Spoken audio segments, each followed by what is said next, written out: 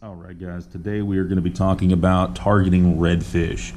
Redfish are going to be one of my favorite inshore fish to target and to catch. They put up one heck of a fight, and they also are really good to eat.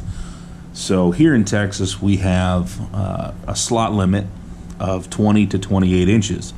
Anything under 20 inches is going to be considered a rat red. 20 to 28 inches is going to be a slot red. And then anything over 28 inches is considered a bull red. So I have two different setups, as you can see. The smaller setup here is what I'm going to use for my slot reds, which is just a 7-foot medium power halo rod. And it doesn't really matter what name brand rod, as long as you're going with a medium action. You want a little bit stiffer backbone on these. Medium you can get away with. Then it's just a Lew's reel here with 15-pound mono, and then I have a 20-pound fluorocarbon leader attached to it. And then in the back here, I have a 7-foot medium heavy rod with an Abu Garcia 6500 reel in the back. This is what I'm going to use for my bull reds and down at the jetties for anything lurking around down there.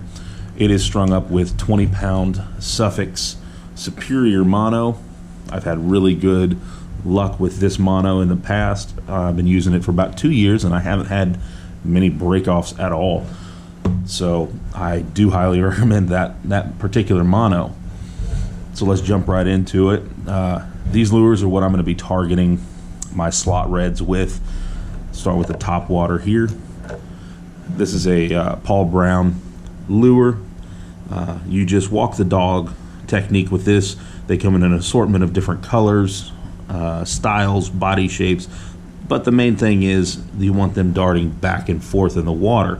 These actually kind of dive down a little bit as you walk the dog with them. Really good lure, had a lot of luck with these. You will also get a lot of specs with these as well. The mirror lure. This is a 3-inch suspending twitch bait. Same thing. You twitch it a couple times and then let it sit in the water, and it'll just kind of suspend. I've had a lot of luck with these with redfish. Also have a lot of luck with these with specs. So if specs is a bycatch option, that's not a bad thing. Another lure that I actually don't have with me right now is a rattle trap. Any of your metallic colors seem to work really well. Your golds, your silvers, your metallic reds, your blues, any of those work really, really well for redfish. They create a lot of noise, a lot of action, and end up catching quite a few fish. Another good redfish lure is just your saltwater spinnerbait. I really like these because you can catch specks, reds. If you slow roll them, you can catch flounder. Your color options, that's honestly, in my opinion, is kind of personal preference. I usually keep one light, one dark, and then if I'm not having a lot of luck with this, I can either swap out the entire jig head, or I can just change out the soft plastic on it. Then you have your big swim baits. Okay, this is a 5-inch pre-rigged swim bait. I'm going to throw this one on the big rod just due to the size. I believe this is a 2-ounce, so in order to not overload my rod here, I'm going to use the bigger setup. I'm going to use this down towards the jetties or at the beach, looking for bigger fish. This is going to be more for my bull reds. You will catch some slot fish, but most of the time the bigger swim baits like this I'm going to target for bigger bull reds. I then have a 2-ounce diamond jig. I use these a lot down at the end of the jetties and then at the beach. I like these at the beach because of the fact that I can make really long casts and then bringing them back in, I can get out past that first break there at the beach. Also, again, this is a 2-ounce. I'm going to throw this on the big rod. One of the most time-proven lures for redfish is a gold flutter spoon. You can get these in different sizes. You can get them in gold, silver. They make them in like a metallic black. But the gold is what is the go-to for me, and it has been time-proven.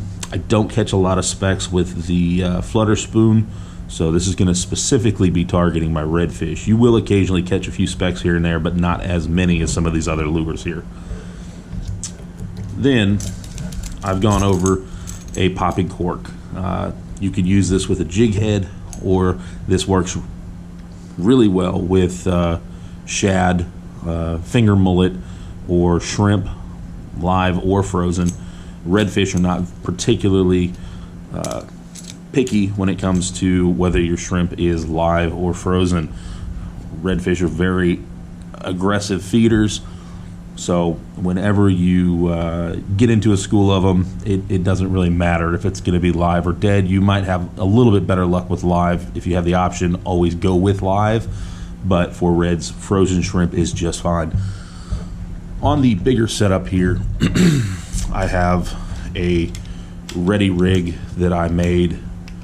This is a knocker style, so I don't have the middle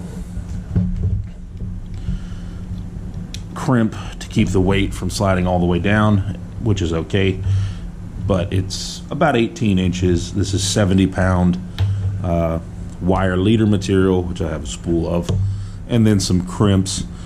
I've also got a couple videos that go over how to actually make these if you're interested, but with this I'm going to use big chunks of cut bait, usually 2 to 3 inches of cut bait, which could be croaker, mullet, anything that a redfish might eat, ladyfish, anything like that. And I'm just going to chunk this out and let it sit on the bottom and see what's out there. Now, you will get a lot of bycatch with cut bait. You will get gaff tops, hard heads, which are not the most sought after, but you will also catch some sharks, big bull reds, stuff like that. Stuff that's going to be a little bit bigger, more fun to catch than, say, your slot fish.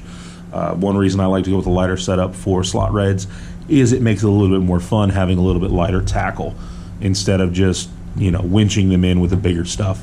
So anyway, hopefully this could be somewhat helpful to somebody out there, and you can catch some fish. So good luck.